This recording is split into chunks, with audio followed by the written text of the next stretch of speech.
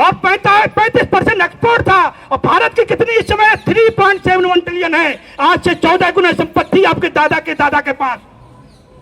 आपको freedom fighter के नाम पर पेंशन मिलना चाहिए। देखिए हमने काम किया है, ये 9 जजों की बेंच में मुकदमा जीता हमने। ये हमने 1857 को लेकर किताब काम किया है। 152 पेज की मैगजीन है। सरकार आपके लोगों के दादा का नाम फ्रीडम फाइटर में जोड़ने लगी है।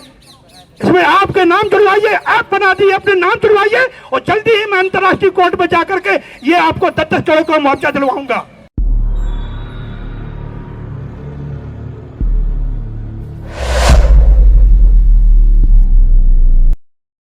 आपकी सीटों को मार करके इन्होंने अपने प्राइवेट बड़े हॉस्पिटल खोल रखे हैं और आपसे मनमानी पैसे को उगाही करते हैं। जब देश में शिक्षा व्यवस्था एक नहीं, आप बताइए 77 ईयर की आजादी के बाद भारत को कितने नोबेल पुरस्कार मिले? इतनी आईआईटी है, इतनी आईआईएम है। मैं खुद 8 विश्वविद्यालय से पढ़ा हूं, मैं पीएचडी डीलिट किया हूं, सुप्रीम कोर्ट में वकील हूं। आप अपने अधिकारों पे आइए। अधिकार नहीं जानते कि आपके फंडामेंटल राइट्स क्या है? फंडामेंटल राइट्स के बाद में आपके आते हैं ह्यूमन राइट्स। ह्यूमन राइट्स को इन्होंने यूनाइटेड नेशन में तो साइन किया हुआ है, लेकिन ह्यूमन राइट्स को इन्होंने इसका रेटिफिकेशन नहीं किया है। और जब तक किसी भी अधिकार का रेटिफिकेशन नहीं होगा उसको कोई वैल्यू नहीं है। अगर ये यूनाइटेड नेशन में साइन करने के बाद में भारत सरकार यहाँ पार्लियामेंट में रेटिफिकेशन कर देती तो आपके साथ कोई भी ज्यादती अन्याय अत्याचार नहीं कर पाता। अगर कोई करता तो उसके बदले आपको तगड़ा मुआवजा मिलता। आप जानते नहीं अपने अधिकार को, तो उन्होंने ह्यूमन राइट्स को उन्होंने जानबूझकर नीचे रखा हुआ है, सेकेंडरी राइट्स रखा हुआ है। ऐसे ही ह्यूमन राइट्स के बाद में लीगल राइट्स है। लीगल राइट नहीं जानते आप? ये आपका शिक्षा पाना एक लीगल राइट्स है। आपका कहां मिल रही है बताइए?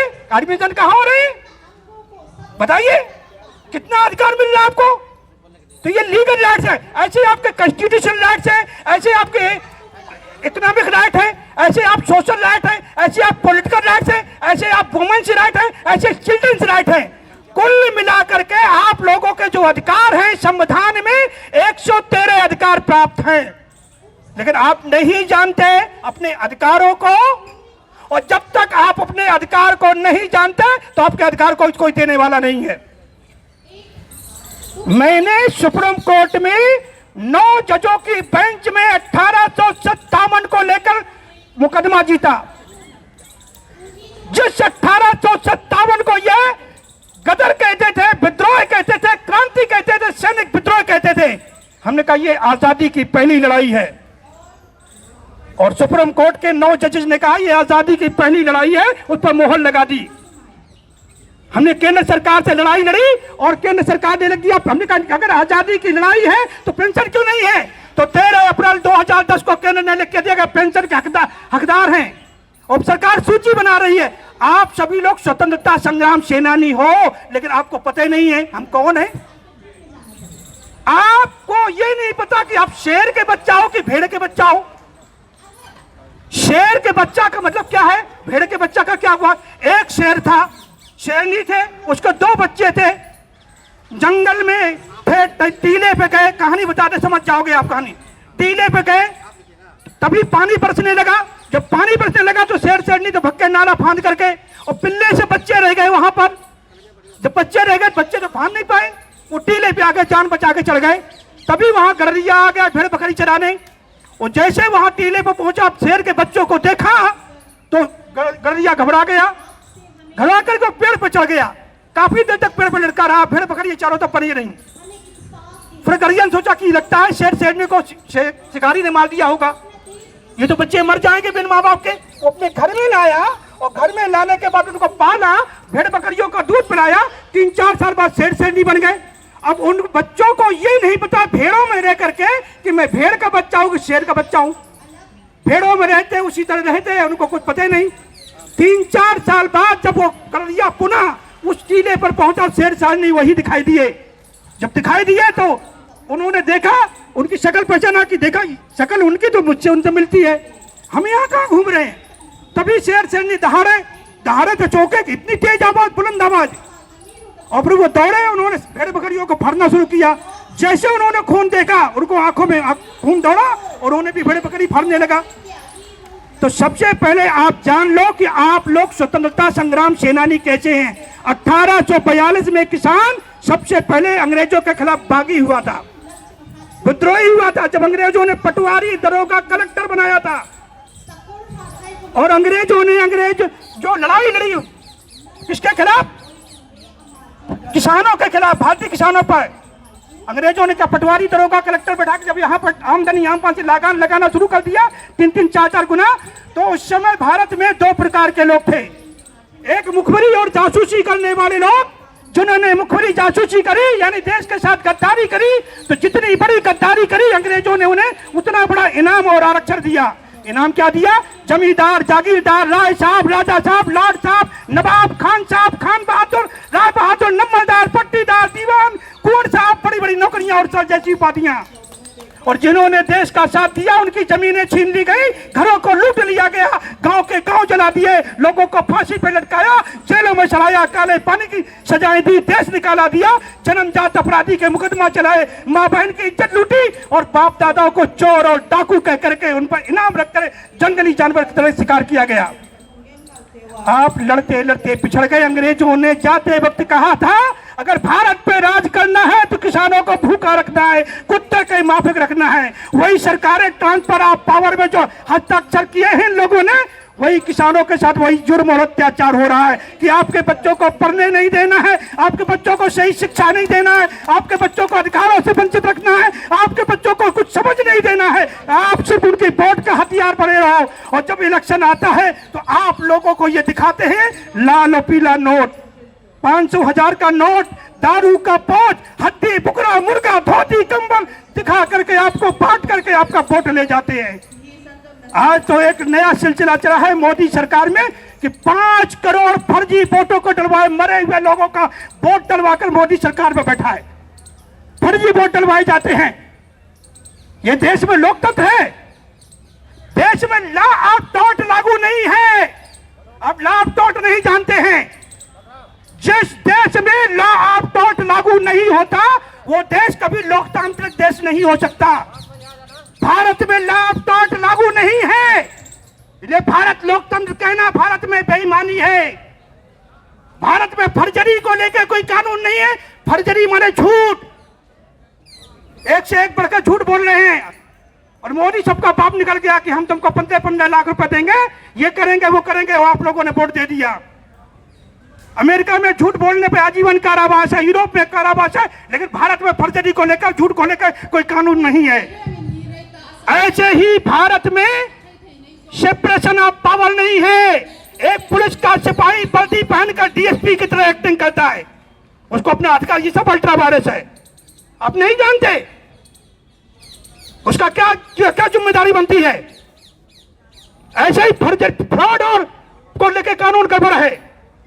आप लोगों को समझ में आना चाहिए हमने जो काम किया है उसमें आप लोगों को लॉ ऑफ टॉर्ट भारत में लागू हो जाए तो आपको कम से कम 10-10 करोड़ का मुआवजा इंग्लैंड से मिल सकता है।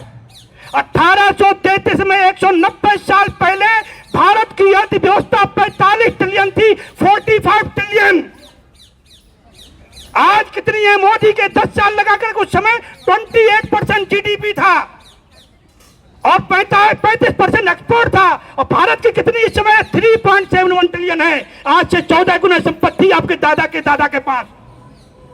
आपको फ्रीडम फाइटर के नाम पर पेंशन मिलना चाहिए। देखिए हमने काम किया है, ये 9 जजों की बेंच में मुकदमा जीता हमने। ये हमने 1857 को लेकर किताब काम किया है। 152 पेज की मैगजीन है। सरकार आपके लोगों के दादा का नाम फ्रीडम फाइटर में जोड़ने लगी है। इसमें आपके नाम जुड़वाइए, ऐप बना दिए, अपने नाम जुड़वाइए और जल्दी ही मैं अंतर्राष्ट्रीय कोर्ट में जाकर के ये आपको 10-10 करोड़ का मुआवजा दिलवाऊंगा। कीनिया को मिलने लगा है। कीनिया ने 1963 में अपनी आजादी की लड़ाई लड़ी। उनके 8,350 लोग मारे गए। उनको पैसा मिल रहा था, इंग्लैंड से पेंशन मिल रही थी। उन्होंने कहा हमारे 8,350 लोग नहीं है, हमारे 6 लाख लोग मारे गए हैं। अंतर्राष्ट्रीय कोर्ट ने आदेश दिया इनको 6 लाख रुपए का लोगों को मुआवजा दीजिए। और भारत में तो 1857 में 4 करोड़ भारतवासियों का नरसंहार हुआ है और ये नरसंहार में शामिल हैं।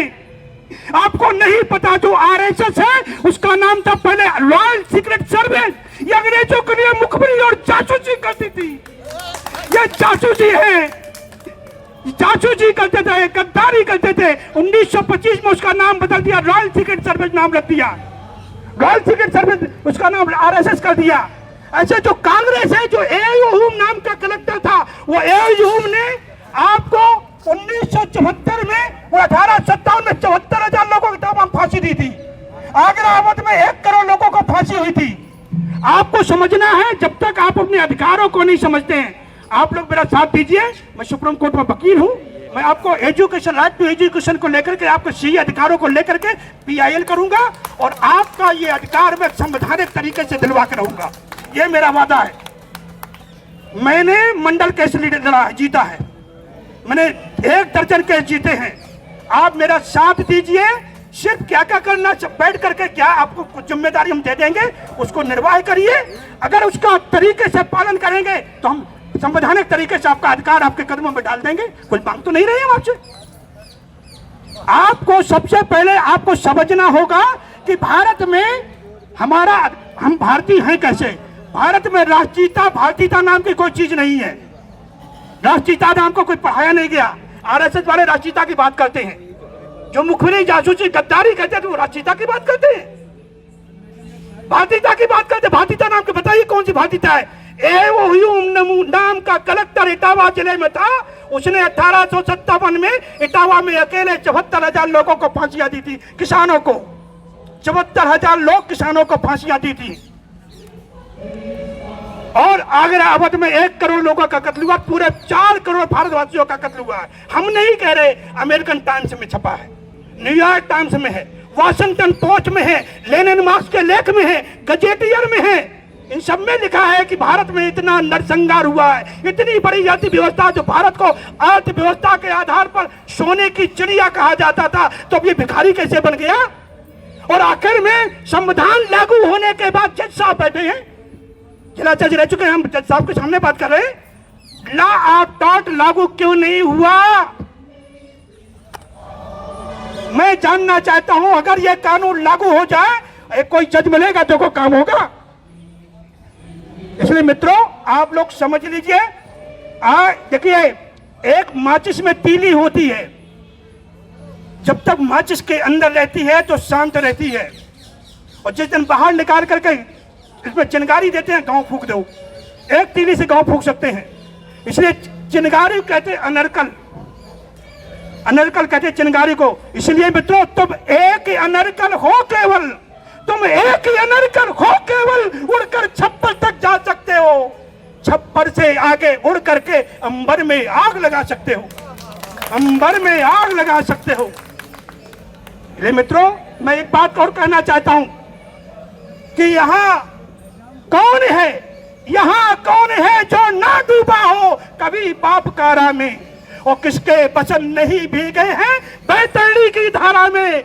एक मनुष्य अर्जित करता है अर्थ पाप के बल से, और दूसरा उसे भोगता भाग्यवाद के फल से, और दूसरा उसे भोगता भाग्यवाद के फल से। आज हम आपके बीच में हैं, बड़ा सौभाग्य है। आज मुझे आप सुन रहे हैं, हमारे 50-60 जिलों में मेमोरेंडम जा रहे हैं। ये देखो, फ्रीडम फाइटर का फार्म है, ये फार्म है, 10 जगह भर के भेजना पड़ेगा, भर के भेजिए, अपने दादा के दादा का नाम लिख के भेजिए। ये किताब में दे रहा हूँ, किताब में सब कुछ दिया हुआ है, सारे डेटा दे दिए जाएंगे, भर के भेजिए। हम ऐप दे देंगे, फ्री आपका ऐप ज्वाइन करिए। जिनके जिनके डेटा हमारे पास आएंगे, अंतर्राष्ट्रीय कोर्ट में मैं जाऊंगा अपने सुप्रीम कोर्ट, अंतर्राष्ट्रीय वकीलों को लेकर के, इन भारतवासियों के बाप दादाओं के साथ इतना जुर्म और अत्याचार हुआ है कि 90 साल की आजादी के बाद भी इतने नहीं हो पा रहा है। ठीक है ना, 1857 से 1947 ये जुर्म अत्याचार हुए हैं, इनको इतना मुआवजा मिलना चाहिए। लॉ ऑफ टॉर्ट के अनुसार, टॉर्टियस लॉ भारत में लागू नहीं, लॉ ऑफ टॉर्ट के अनुसार आपको इतना मुआवजा मिलना चाहिए। अगर आपको मुझ पर विश्वास है तो मैं आपकी जीत कराऊंगा। हम आपसे कुछ मांग नहीं रहे हैं, सिर्फ आप अपने अधिकारों को समझ लो। ये आप सबके लीगल राइट्स हैं, ये कानूनी अधिकार हैं मित्रों। और कानूनी अधिकार में कानूनी व्यक्ति होने के नाते मेरा प्रथम दायित्व बनता है कि कानूनी तरीके से मैं आपको, आपके अधिकारों को कदमों में डालूं। मैं भी एक गांव का बच्चा हूं। आप कभी परिकल्पना करिए, भारत में भी ज्यूरिस्ट नहीं हुआ है। हमारे सुप्रीम कोर्ट के 2-4-5 वकीलों को ये ज्यूरिस्ट कहते हैं, जो जजमेंट आ जाते ज्यूरिस्ट कहते हैं। आपकी समस्याओं को लेकर के जो नए नियम निकलते हैं, प्रतिपादित किए जाते हैं और उस पर कुछ शोध होकर के कुछ बनता है, वही ज्यूरिस्ट होते हैं। लेकिन भारत में ऐसा किसी ने नहीं किया है। जज साहब बैठे हैं, बताइए भारत के किसने एक आदमी ने मैक्सिम एक बनाई हो? सब रोमन चलती हैं। जज साहब गलत तो नहीं कह रहा हूं? सारे रोमन की मैक्सिम चलती हैं। तो भारत का आदमी एक मैक्सिम नहीं बना पाया जिस आधार पर केस लड़ा जाता है, और ये कहते हैं भारत के इतने बड़े बड़े विद्वान कहते हैं। इसलिए सबसे पहले आप संविधान में दिए हुए अधिकारों को समझो, अपने आप को पहचानो कि आप उन्हीं 1857 के स्वतंत्रता सेनानियों के औलाद हो, और आपका ये भारत है, आपके भारत में ये अधिकार है। देखिए, अधिकार का मान और सम्मान है। मान के रूप में 50,000 रुपए राज्य सरकार से पेंशन मिलेगी, मैं दिलवाऊंगा, और 50,000 रुपए केंद्र से दिलवाऊंगा, और 10 करोड़ रुपए पैसा राज्य सरकार से दिलवाऊंगा, 10 करोड़ केंद्र सरकार से दिलवाऊंगा, और 10 करोड़ रुपए मुआवजा इंग्लैंड से दिलवाऊंगा। समय दीजिए, 1 घंटा में बता देता हूं, ठीक है ना? मैं किसी बात से डरता नहीं हूं, इसलिए 1 घंटा टाइम दीजिए, मैं आपको समझा देता हूं। आपको कैसे मिलेगा, पैसा कहां से आएगा भी बताऊंगा। धन की कमी नहीं है, सिर्फ जिस तरह मैं गाँव, मेरे भी पिता किसान थे, बहुत लोग जानते होंगे, मैं वहां से उठकर आज सुप्रीम कोर्ट में पहुंचा हूं। अगर सब कुछ सही होता, मैं 88 में फाइटर पायलट में सेलेक्ट हुआ था, 88 में फाइटर पायलट में सेलेक्ट हुआ था। लेकिन दुर्भाग्य इस बात का था कि मित्रों, उसी में मुझे 3 किडनी आई, और 3 किडनी में मेरी 2 किडनी निकाल ली गई। 1 किडनी में 88 से जिंदा हूं। 88 में डॉक्टर ने कहा था तुम्हारी जिंदगी 3 महीने या 6 महीने है, 3 महीने या 6 महीने है। लेकिन मित्रों, आज भी मैं 88 से आज तक जिंदा हूं, क्योंकि मैं कोई गलत काम नहीं करता हूं। और हमारी बेटी मेजर है, यहीं पर RR हॉस्पिटल में, सेना में डॉक्टर है, मेडिसिन में कर रही है। हमारी पत्नी यहाँ डायरेक्टर है भारत सरकार में। हमको भी पेंशन मिलती है, जितनी पेंशन मिलती है मैं सेवा में दान देता हूँ, सेवा अलग से करता हूँ। हमें पैसे की जरूरत नहीं है, हमें प्रिय हैं आप सब लोग। देखिए, वही खून मांस हरी हड्डी मांस से आप बने हो, उसी से हम बने हैं। आपका भी तो मरेंगे, इसी मिट्टी मिलेंगे, आप भी मरेंगे। वही हवा आप लेते वही हम मिलेंगे, काटेंगे वही खून हम में निकला, कोई आप निकलेगा। हमें आप में कोई भेदभाव नहीं है, भेद नहीं होना चाहिए। आपका अधिकार कैसे मिले ये देखो, लक्ष्य मैं स्थापित कर दूंगा, तरीका समझ लीजिए। आपका अगर मेरा साथ दें तो 2027 में मैं उत्तर प्रदेश के इलेक्शन के तक मैं आपके पेंशन लागू करवा दूंगा, 27 तक। और अगर मेरा साथ देंगे तो दिल्ली में भी 50,000 लागू करवा दूंगा 2029 में। ज्यादा बड़ी बात नहीं कर रहा हूं, क्योंकि इन लोगों की तो गद्दारी थी, ये लोग कभी नहीं चाहेंगे। देखिए, अंग्रेजों ने के लिए जो लड़े हैं उनके नाम पे युद्ध स्मारक बने हैं, और जो भारत के लिए लड़े उनके पास सूची तक नहीं है इनके पास। इतने निकम्मे लोग हैं ये लोग। आपके दादा पर दादाओं का कत्ल हुआ है। आगरा अवध शहीद प्रांत में 1.25 लाख गांव को जलाया गया था, लूटा गया था, उजाड़ा था, तोपों से नच किया था। इसलिए मित्रों, ये बातें हैं। एक मिनट, इसलिए मित्रों आप समझ लीजिए, आपका अधिकार है, शिक्षा एक आपका मौलिक अधिकार है, और मौलिक अधिकार के तहत आप लोग बताएं कि आप चाहते क्या हैं। आज मेमोरेंडम माननीय भारती जी ने दे दिया है, और राष्ट्रपति को दे देंगे, प्रधानमंत्री दे देंगे। जो पुराना दिया है उस पर RTI से पूछ लें, हम कुछ तरीके बताएंगे, फिर उन पर केस कर देंगे, मैं नोटिस कर दूंगा, जो करना हम तरीके से करवा लेंगे। आप लोग सहयोग करिए, ठीक है ना। अंत में मैं बात कहना चाहता हूँ, तुमने नहीं चाहा वरना हालात बदल सकते थे। तुमने नहीं चाहा वरना हालात बदल सकते थे। मेरे ये आंसू तुम्हारे भी हो सकते थे, मेरे ये आंसू तुम्हारे भी हो सकते थे। तुम झील बनकर तैरे रहे, एक जगह दरिया बनते तो मंजिल तक पहुंच सकते थे। मंजिल आपकी पार्लियामेंट असेंबली है, हम पहुंचाएंगे। धन्यवाद मित्रों, जय हर जग। साथियों, नेशनल जनमंच को सब्सक्राइब करें, साथ ही बेल आइकन की घंटी को बजाएं।